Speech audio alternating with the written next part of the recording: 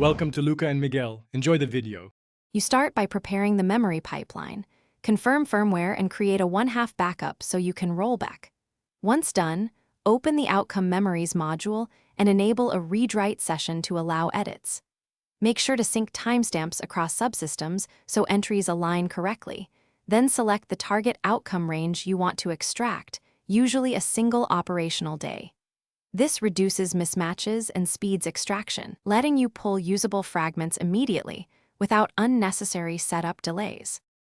You now refine extracted fragments by filtering and mapping.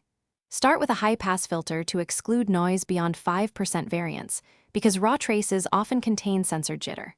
Next, map each outcome to contextual tags like combat, patrol, or diagnostics so you can group related sequences. Then weight patterns with confidence scores between 0 and 1 to indicate reliability. Use those scores to prioritize fusion. Once the tagged, weighted clusters exist, you can merge overlapping outcomes, and you finish by integrating fused outcomes into Metal-Sonic's behavior tree and running a dry run at 10% operational load to observe real responses. Reconcile conflicts by preferring the higher confidence score and make manual overrides where ethical or safety boundaries apply.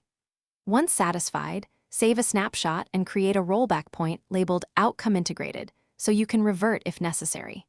Troubleshooting tip: if behaviors diverge, run the dry run logs against original fragments to identify misaligned timestamps and reapply the timestamp sync step.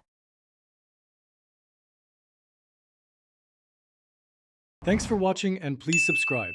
It's the best investment you'll ever make.